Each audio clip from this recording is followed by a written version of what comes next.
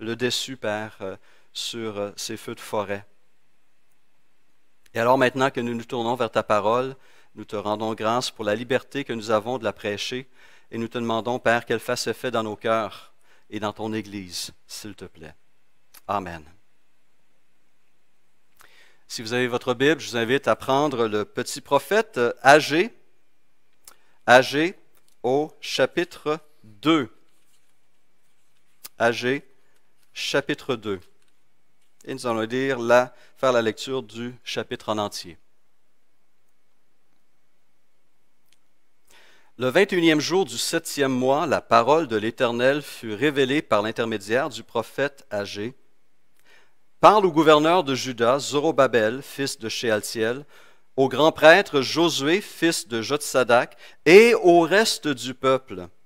Dis-leur, quel est parmi vous le survivant qui a vu ce temple dans sa gloire première? Et comment le voyez-vous maintenant? Tel qu'il est, ne paraît-il pas comme rien à vos yeux? Maintenant, fortifie-toi, Zorobabel, déclare l'Éternel. Fortifie-toi, Josué, fils de Jotsadak, grand prêtre. Fortifie-toi, peuple entier du pays, déclare l'Éternel, et travaillez, car je suis moi-même avec vous, déclare l'Éternel, le Maître de l'univers. Conformément à l'engagement que j'ai conclu avec vous, quand vous êtes sortis d'Égypte, mon esprit est au milieu de vous. N'ayez pas peur. En effet, voici ce que dit l'Éternel, le Maître de l'univers. Une fois encore et dans peu de temps, je ferai trembler le ciel et la terre, la mer et le sec. Je ferai trembler toutes les nations, les trésors de toutes les nations afflueront, et je remplirai de gloire ce temple, dit l'Éternel, le Maître de l'univers. L'argent m'appartient, l'or m'appartient, déclare l'Éternel, le Maître de l'univers. La gloire de ce dernier temple sera plus grande que celle du premier, dit l'Éternel, le Maître de l'univers, et c'est dans ce lieu que je donnerai la paix, déclare l'Éternel, le Maître de l'univers. Le 24e jour du 9e mois, la deuxième année du règne de Darius, la parole de l'Éternel fut adressée au prophète Agée. Voici ce que dit l'Éternel, le Maître de l'univers.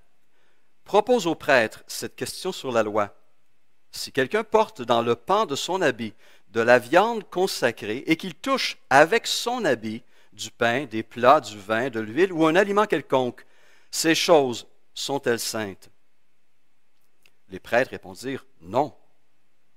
Agée dit, si une personne rendue impure par le contact d'un cadavre touche toutes ces choses, seront-elles impures?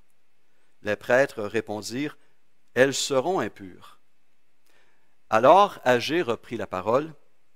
C'est ainsi qu'est ce peuple, qu'est cette nation devant moi, déclare l'Éternel. C'est ainsi que sont toutes les œuvres de leurs mains. Ce qu'ils m'offrent est impur. Maintenant, réfléchissez donc attentivement à ce qui va se produire dès aujourd'hui, avant qu'on ne pose pierre sur pierre au temple de l'Éternel. Quand on venait à un tas de 20 mesures, il n'y en avait que 10. Quand on venait à la cuve pour puiser 50 mesures, il n'y en avait que 20. Je vous ai frappé par la rouille, par le miel et par la grêle. J'ai frappé tout le travail de vos mains. Malgré cela, vous n'êtes pas revenus à moi, déclare l'Éternel. Réfléchissez attentivement à ce qui va se produire dès aujourd'hui, dès le 24e jour du 9e mois, dès le jour de la fondation du temple de l'Éternel. Réfléchissez-y attentivement. Y avait-il encore de la semence dans les greniers? Même la vigne, le figuier, le grenadier, l'olivier n'ont rien rapporté. Mais dès aujourd'hui, je bénirai. Et finalement, le dernier oracle d'Agée, Agée 2:20, la parole de l'Éternel fut adressée une seconde fois à Agée, le 24e jour du mois, donc le même jour que cet avant-dernier oracle. Dis à Zorobabel, le gouverneur de Juda, J'ébranlerai le ciel et la terre, je renverserai le trône des royaumes, je détruirai la force des royaumes des nations, je renverserai les chars et ceux qui les montent, les chevaux et leurs cavaliers seront abattus, chacun par l'épée de l'autre. Ce jour-là, déclare l'Éternel, le Maître de l'univers, je te prendrai, Zorobabel, fils de Shealtiel, mon serviteur, déclare l'Éternel, et je ferai de toi comme un sceau, car je t'ai choisi, déclare l'Éternel, le Maître de l'univers. Ici s'arrête la lecture de la parole. Nous nous rappelons le contexte que nous avons présenté la semaine dernière, en 587 avant Jésus-Christ, après des générations et des générations d'idolâtrie et d'immoralité, le jugement de Dieu est tombé sur la nation et Babylone est venue raser la ville de Jérusalem et amener sa population en captivité. Quelques années plus tard, ce sera le tour de Babylone de tomber sous les assauts de l'armée perse dirigée par le roi Cyrus. Et ce dernier, en 538 avant Jésus-Christ, autorisera le retour des Israélites en Terre Sainte à Jérusalem pour y reconstruire le temple et restaurer le culte à Dieu. 50 000 Juifs vont répondre à l'appel lancé par le roi perse. Et dès leur arrivée, ils se mettront à poser les fondements de ce nouveau temple. Mais très rapidement, on constate que le zèle que manifestaient ces exilés s'est refroidi devant les difficultés de toutes sortes qui assaillaient ces rescapés. Il y avait de l'opposition et de l'intrigue chez les peuples environnants, les Samaritains. Des mauvaises récoltes entraînaient la famine et la pauvreté. Et on constatait à nouveau un relâchement moral chez certains du peuple et des leaders. Et à nouveau, malheureusement, une apathie spirituelle se manifeste et gagne tout le peuple. Et au cours des 16 prochaines années, donc de 536 à 520, aucun travail ne sera effectué sur le temple. Le chantier sera tout bonnement abandonnée et chacun retournera dans sa maison pour la bâtir, la développer.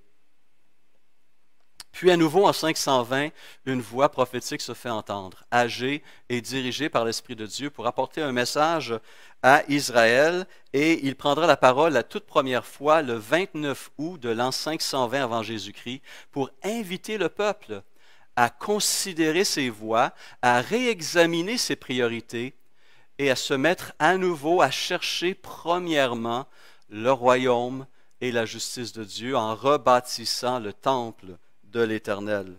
Et ce message est bien reçu par la population. Cette parole a été reçue et le peuple entier s'est mis à la reconstruction de ce temple.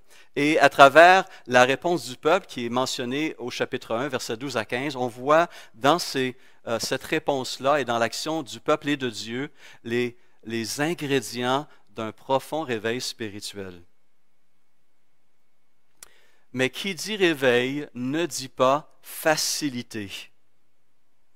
Alors que le peuple se remet au boulot, une nouvelle source de découragement apparaît. À peine 2 mois plus tard, les plus vieux parmi eux, ceux qui, en tant qu'enfants, avaient été à Jérusalem, avaient vu le temple et sa gloire et sa splendeur, sont profondément déçus par ce qu'ils voient émerger de la terre devant eux, par la dimension et l'apparence du nouveau temple, beaucoup plus modeste et beaucoup moins glorieux que celui de Salomon. Et Agé donne des paroles à leurs sentiments au verset 3 du chapitre Dieu, lorsqu'il écrit et dit « Quel est parmi vous le survivant qui a vu ce temple dans sa gloire première? Et comment le voyez-vous maintenant, tel qu'il est? Ne paraît-il pas comme rien à vos yeux? » Wow! Ça, c'est des paroles directes. Et en fait, quelques années auparavant, lorsque ce groupe de rescapés est revenu à Jérusalem et qu'on avait commencé à mettre les premières pierres, déjà des signes de découragement se manifestaient. Esdras, dans son livre, rappelle cette réaction de certains au chapitre 3, verset 10. Lorsque les maçons posèrent les fondations du temple de l'Éternel, donc on est quelques décennies, 15 ans en fait, avant 520, lorsque les maçons posèrent les fondements du temple de l'Éternel, tout le peuple poussait de grands cris de joie en louant l'Éternel parce qu'on posait les fondements de la maison de l'Éternel. Cependant, écrit Esdras, beaucoup parmi les prêtres, les Lévites et les chefs de famille âgés qui avaient vu le premier temple pleuraient tout haut pendant qu'on posait sous leurs yeux les fondations de celui-ci. Ils se comparaient à ce qui avait été dans le passé et ce qu'ils avaient perdu. Et ils regardaient ce qu'ils tentaient de faire aujourd'hui et ça leur semblait insignifiant à leurs yeux, très loin de ce qu'ils avaient eu dans le passé. Alfred Kuhn souligne que certains bâtisseurs devaient être assaillis de doutes concernant la valeur de leur travail qui, sur le plan visible, restera bien en deçà de la beauté et de la splendeur de l'œuvre de Salomon. Ils commencent peut-être également à mesurer l'ampleur du travail qui les attend. Fin de la citation. Parce que lorsqu'on compare la situation de ces exilés, de ces rescapés, avec les circonstances qui entouraient la construction du premier temple, les contrastes, en effet, sont renversants, sont frappants. Ces exilés n'avaient pas, après tout, les réserves d'or et d'argent que possédait Salomon. On était loin de cette époque décrite en 2 Chroniques 1,15, où il est dit que durant cette époque, Salomon rendit l'argent et l'or aussi communs à Jérusalem que les pierres. Et alors que, selon 2 Chroniques 2, 1 à 2, Salomon pouvait compter sur une main-d'œuvre qui totalisait plus de 153 000 hommes pour compléter son projet, la totalité des rescapés n'était que de 50 000. Alors plusieurs se demandent si l'effort en vaut réellement la peine. Des doutes surgissent. Mais il y avait un problème encore plus fondamental qu'Agé ne mentionne pas, mais qui était certainement au cœur des interrogations des rescapés. Au-delà de l'or et de l'argent qu'ils n'avaient pas, quelque chose de plus important encore allait demeurer absent de ce temple en construction. L'arche de l'Alliance, qui symbolisait la présence même de Dieu. Cette arche avait été perdue lors de la conquête babylonienne et ne serait jamais retrouvée. Alors, comment réagir devant cette construction qui semblait si peu impressionnante comparée à celle qu'ils avaient eue du temps de Salomon et par après? Dieu prend alors la parole pour encourager le peuple au milieu de ses labeurs par une merveilleuse promesse. Chapitre 2, verset 4. « Maintenant, fortifie-toi, Zorobabel, déclare l'Éternel. Fortifie-toi, Josué, fils de Jotsadak, grand prêtre. Fortifie-toi, peuple entier du pays, déclare l'Éternel, et travaillez, car je suis moi-même avec vous, déclare l'Éternel, le Maître de l'univers. Conformément à l'engagement que j'ai conclu avec vous quand vous êtes sortis d'Égypte, mon esprit est au milieu de vous. N'ayez pas peur. En effet, voici ce que dit l'Éternel, le Maître de l'univers. Une fois encore et dans peu de temps, je ferai trembler le ciel et la terre, la mer et le sec. Je ferai trembler toutes les nations. Les trésors de toutes les nations afflueront, et je remplirai de gloire ce temple, dit l'Éternel, le Maître de l'univers. L'argent m'appartient, l'or m'appartient, déclare l'Éternel, le Maître de l'univers. La gloire de ce dernier temple sera plus grande que celle du premier. C'est dans ce temple que je donnerai la paix, déclare l'Éternel. Fortifiez-vous et travaillez, dit Dieu à travers Agé à ses rescapés. Les mêmes paroles, en fait, que 500 ans plus tôt, Dieu a communiqué à travers David à son fils Salomon alors qu'il se préparait à bâtir ce premier temple. Les mêmes paroles d'encouragement. 1 Chroniques 28, verset 10 et verset 20, on lit ceci. C'est David qui parle à son fils Salomon. « Considère maintenant que l'Éternel t'a choisi pour construire une maison qui serve de sanctuaire.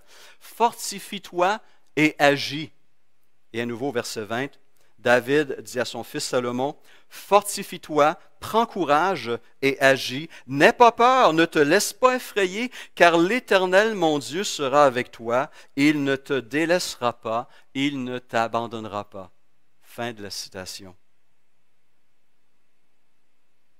Dieu répète les mêmes promesses et les mêmes promesses de bénédiction à ses rescapés qu'il a adressées à Salomon alors qu'il commençait son règne de gloire. Moi, le Dieu saint et glorieux, celui à qui appartient tout l'or et tout l'argent de la terre, je suis avec vous. Je vais vous bénir et bénir le travail de vos mains, et les résultats ne seront pas moins que glorieux. Quelle parole encourageante au moment même où un certain découragement risquait de prendre le dessus. Et alors que nous allons reprendre le culte ici à Renaissance, un culte qui sera très différent de ce que nous avons connu il y a 3 mois, on doit se rappeler que ces petits commencements, parce qu'ils seront petits, ne doivent pas être méprisés par le peuple de Dieu. Nous sommes encouragés, nous aussi, à travailler et à poursuivre ce travail d'édification de l'Église de Jésus-Christ. Et nous avons cette promesse aussi que Paul adresse aux Corinthiens à travers son serviteur Paul, où il dit « Ainsi, mes frères bien-aimés, soyez fermes, inébranlables, travaillant de mieux en mieux à l'œuvre du Seigneur, sachant que votre travail dans le Seigneur ne sera pas vain. » Est-ce qu'on a toujours la connexion? Oui? D'accord. Travaillez de mieux en mieux à l'œuvre du Seigneur, sachant que votre travail ne sera pas sans résultat dans le Seigneur. Nos efforts peuvent paraître insignifiants parfois, mais si Dieu est avec nous, ils ne le sont en réalité jamais. Jamais. Parce qu'ils font partie du plan de Dieu. Il nous a été fait à nous, serviteurs de la Nouvelle Alliance, la même promesse, et on nous a adressé le même appel à prendre courage et à travailler à l'avancement du règne de Dieu. Jésus a dit à ses disciples, juste avant qu'ils soient élevés devant eux, « Tout pouvoir m'a été donné dans le ciel et sur la terre. Allez, faites de toutes les nations des disciples, les baptisant au nom du Père, du Fils et du Saint-Esprit, et enseignez-leur à observer tout ce que je vous ai prescrit. Et voici, je suis avec vous tous les jours jusqu'à la fin du monde. » Et regardez ce que la fidélité de cette petite bande de disciples a pu accomplir au cours des prochaines décennies au sein de l'Empire romain. Et regardez ce que nos prédécesseurs ont pu faire au cours des 21 derniers siècles. Dieu met à notre disposition ses ressources infinies et promet de pourvoir à nos besoins pour accomplir sa volonté. Comme Paul a dit aux Philippiens, « Mon Dieu pourvoira à tous vos besoins selon sa richesse avec gloire en Jésus-Christ. » Croyons-nous ces promesses et voulons-nous les saisir par la foi et servir, bâtir, travailler à l'édification de l'Église de Jésus-Christ, à l'édification de l'Église Renaissance ici et maintenant à Québec.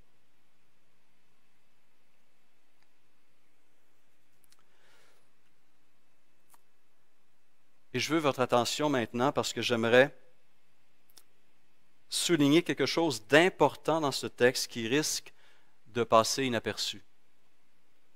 Avez-vous remarqué à qui Dieu s'adresse à travers Agé? Parle, dit-il au verset 2, d'abord au gouverneur de Juda Zorobabel, fils de Shealtiel, ensuite au grand prêtre Josué, fils de Jotsadak, et à tout le peuple. Et à tout le peuple. Fortifie-toi, Josué, fortifie-toi, Zorobabel, fortifie-toi, peuple entier du pays, et travaillez, car je suis moi-même avec vous. Et qu'est-ce que je veux faire souligner ici, qu'est-ce que je veux souligner dans ce texte, c'est que Dieu ne regarde pas seulement au chef politique, Zorobabel, ou au chef religieux, Josué, mais il s'adresse à tout le peuple, et il s'attend à ce que tout le peuple participe à cette reconstruction du temple de Dieu. Tout le peuple est appelé à se mobiliser pour rebâtir le temple. Quelques décennies plus tard, sous le leadership de Néhémie, nous verrons cette belle unité, cette solidarité du peuple de Dieu dans la mission de reconstruction, non pas du temple qui aura été complété, mais de la muraille de Jérusalem. Et je veux attirer votre attention sur la description de ce peuple au travail que fait Néhémie dans son livre au chapitre 3. Et je lis quelques extraits de ce chapitre 3. Regardez et notez la diversité des gens qui prennent tous les instruments nécessaires et des pierres pour reconstruire cette muraille. Le grand prêtre Eliashib s'est levé avec ses frères, les prêtres, et ils ont reconstruit la porte des brebis. À côté d'Eliashib ont travaillé les habitants de Jéricho. Verset 5. À côté d'eux ont travaillé les habitants de Tekoa. Verset 8. À côté d'eux a travaillé Uziel, fils de Haraja, qui était orfèvre, et à côté de lui, Anania, un parfumeur. Et j'aime cette image, ce verset 12 de Néhémie 3. À côté d'eux a travaillé Shallum, fils d'Aloshech, chef de la moitié du district de Jérusalem. Et regardez ceci, ce qui est ajouté, accompagné de ses 2 filles. Un papa, fête des pères, qui a la joie de contribuer à l'œuvre de Dieu avec ses enfants. Ces 2 filles qui travaillent avec leur père pour reconstruire cette muraille. Dieu mobilise, Dieu veut voir tout son peuple mobilisé dans cette tâche de l'édification de son temple qui est l'Église. Et cette unité, cette solidarité est soulignée à plusieurs reprises dans les Écritures. Et un des textes les plus importants concernant l'édification de l'Église de Jésus-Christ se trouve dans Éphésiens 4, versets 11 à 13, où il est dit que Christ a donné les uns comme apôtres, les autres comme prophètes, les autres comme évangélistes, les autres comme bergers et enseignants. Il l'a fait pourquoi? Pourquoi il a donné ces personnes, ces ministères à l'Église? Il l'a fait pour former les saints aux tâches du service en vue de l'édification du corps de Christ, jusqu'à ce que nous parvenions tous à l'unité de la foi et de la connaissance du Fils de Dieu, à la maturité de l'adulte, à la mesure de la stature parfaite de Christ. Le rôle des ministres est de former le peuple pour que le peuple puisse accomplir la mission que Christ lui a donnée d'édifier son corps qui est l'Église. Et ce matin, j'aimerais m'adresser particulièrement à nos adolescents. Et si vous n'êtes pas là, si vous êtes pris, j'invite les parents à regarder à nouveau ce segment avec vos enfants, vos ados, ceux qui ont reconnu en Jésus-Christ leur Seigneur et leur Sauveur. Je m'adresse à ces ados ainsi qu'aux jeunes adultes de la communauté. La tâche de l'édification de l'Église Renaissance est aussi votre tâche, votre responsabilité et votre privilège. Vous devez savoir que vos aînés vous aiment et croient en vous. Ils s'investissent dans votre vie et espèrent de tout leur cœur vous voir prospérer spirituellement. Ceci se voit dans le service que les moniteurs et les monitrices vous rendent dimanche après dimanche et on a hâte de pouvoir redémarrer cela en personne, mais pour l'instant, ils le font à travers les sessions Zoom le dimanche matin. Cet amour se voit dans le service aussi des plus vieux qui participent au lever de fonds pour vous envoyer au camp d'été. Cet amour se voit aussi dans l'investissement annuel que l'Église fait dans l'école d'eau vive pour permettre à ceux qui se rendent là d'avoir une éducation chrétienne de qualité. Et ces grands frères et ces grandes sœurs désirent aussi vous voir participer à cette vie collective de l'Église, à y contribuer votre passion, votre énergie, votre joie et ce qui est sur votre cœur, pour la gloire de Dieu et pour l'édification de cette Église qui est encore en construction. Que ce soit à l'accueil, dans l'équipe de louange, dans l'équipe de la présidence, à l'école du dimanche, dans l'équipe technique, dans l'évangélisation ou l'action sociale, bref, plusieurs opportunités de service vous sont offertes et nous nous réjouissons que certains nombres d'entre vous en ont profité. Mais nous voulons voir la totalité de nos plus jeunes frères et sœurs prendre aussi la place qui leur revient et avoir l'opportunité de servir aux côtés de leurs parents, de leurs grands-parents, de leurs frères et sœurs en Christ. Cette Église que nous bâtissons, aussi imparfaite soit-elle, est l'Église que vous allez hériter. Elle est votre Église, déjà. Elle est appelée à changer, à se développer, mais on veut le faire avec vous aussi. D'abord et avant tout, pour la gloire de Dieu, pour la continuité d'un témoignage pertinent et puissant au sein de la communauté de Québec. Nous savons que vous ne venez pas à l'Église pour être divertis, mais pour adorer. Nous savons que vous n'êtes pas indifférents aux besoins du monde et que vous voulez et pouvez faire une différence. Nous savons que vous n'êtes pas préoccupés par simplement faire de l'argent, mais aussi pour donner et vous donner, pour répondre aux besoins du monde et pour transformer ce monde au nom de Jésus-Christ. Alors, si vous aimez le Seigneur et si vous aimez l'Église du Seigneur, aidez-nous à rendre cette Église encore plus belle, plus consacrée et plus fidèle à la mission que Christ lui a donnée. Vous avez probablement des questions, des préoccupations sur Dieu, sur la parole de Dieu, sur la volonté de Dieu pour votre vie. On veut entrer en dialogue avec vous, on veut vous aider à trouver ces réponses qui se trouvent dans la parole de Dieu et cheminer avec vous pour votre édification et pour celle de l'Église tout entière à la gloire de Dieu. Vous voulez contribuer les dons et les passions que le Seigneur a mis sur votre cœur, nous voulons vous donner l'opportunité de le faire.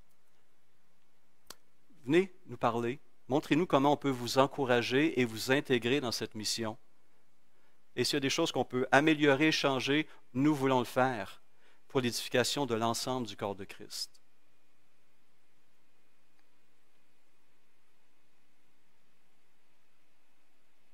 Les Israélites du temps d'Agé ont hérité les conséquences négatives de leurs pères, de leurs ancêtres. Cette génération n'a pu bénéficier des privilèges des générations passées en ayant un temple et l'arche de l'Alliance. Mais ce n'était pas une raison pour rejeter le présent ou refuser de bâtir l'avenir.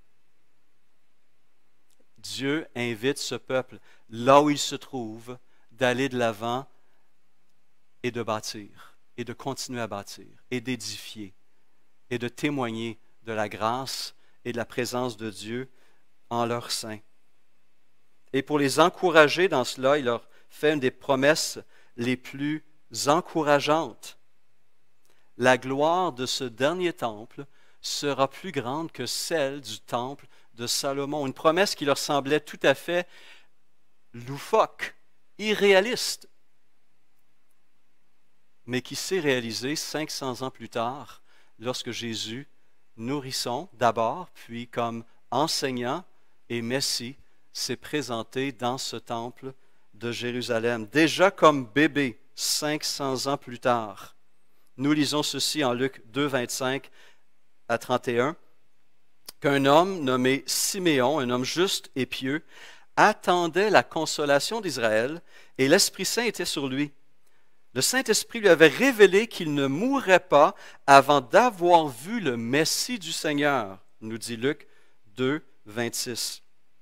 Il vint au temple, poussé par l'Esprit, et quand les parents amenèrent le petit enfant Jésus pour accomplir à son sujet ce que prescrivait la loi, il le prit dans ses bras, bénit Dieu et dit, « Maintenant, Seigneur, tu laisses ton serviteur s'en aller en paix, conformément à ta promesse, car mes yeux ont vu ton salut, salut que tu as préparé devant tous les peuples, lumière pour éclairer les nations et gloire d'Israël, ton peuple. » Gloire d'Israël, ton peuple. Même le temple de Salomon n'a pas été témoin d'une gloire aussi grande que celle du Messie venu en chair et en os. Dieu incarné. Ce que nous faisons aujourd'hui, ce que nous bâtissons aujourd'hui, les ministères que nous accomplissons au nom de Christ aujourd'hui, ne sont pas seulement pour aujourd'hui. Elles ne sont pas seulement pour notre génération, elle est pour les générations qui vont nous suivre et qui vont hériter aussi des fruits de nos labeurs et de notre fidélité. Nos enfants et nos petits-enfants sont dans nos pensées lorsque nous servons Jésus-Christ et son Église aujourd'hui même. Je l'entends dans les prières et dans les partages des aînés. Nous voulons élargir la vision du peuple de Dieu, élargir la vision du ministère de cette Église qui s'insère au sein même du plan cosmique de Dieu. L'Église Renaissance est au cœur de la mission de Dieu pour ce monde. Pour ce monde. Elle fait partie de cette Église universelle qui transforme des vies par la prédication de l'Évangile.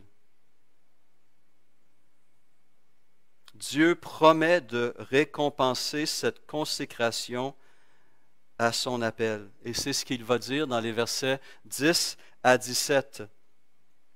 Lorsqu'il va adresser quelques semaines plus tard, le 18 décembre 520, un appel à la pureté, à travers un enseignement assez particulier lorsqu'il parle de viande pure et impure et de souillure et de pureté. Essentiellement, Dieu veut rappeler au peuple que le péché est plus contagieux que la sainteté.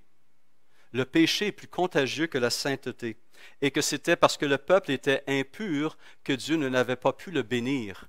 Mais dès le jour où le peuple s'est reconsacré à l'Éternel, dès le jour où le peuple est venu pour poser ses premières pierres, Dieu leur dit, regardez maintenant, dès aujourd'hui, ma bénédiction va se manifester sur vous et sur vos familles.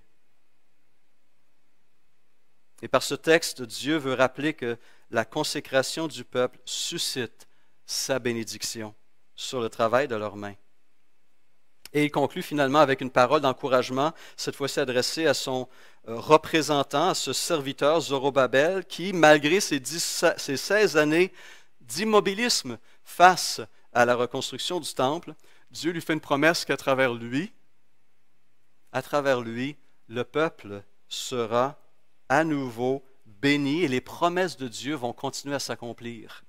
Car lorsqu'on regarde Matthieu 1 qui nous présente la généalogie de Jésus, on retrouve le nom de Zorobabel, un descendant de David, et donc un homme qui était dans la lignée messianique.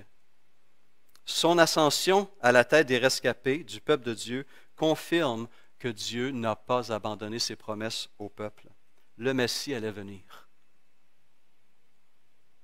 Notre prière est que Dieu puisse aussi bénir nos descendants, tant physiques que spirituels, et manifester sa gloire à travers eux.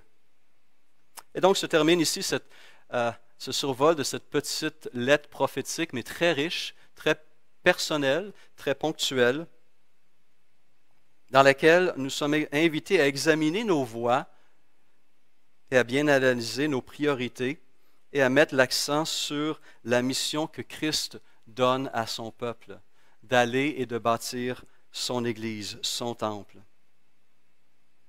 Et je veux faire pour vous cette parole du psalmiste, en fait de Moïse, qui a rédigé le psaume 90. Il termine avec ces paroles. Que ton œuvre se manifeste à tes serviteurs et ta gloire sur leurs enfants. Que la grâce de l'Éternel, notre Dieu, soit sur nous. Affermis l'ouvrage de nos mains. Oui, affermis l'ouvrage de nos mains. Prenons un temps pour louer le Seigneur. Bénis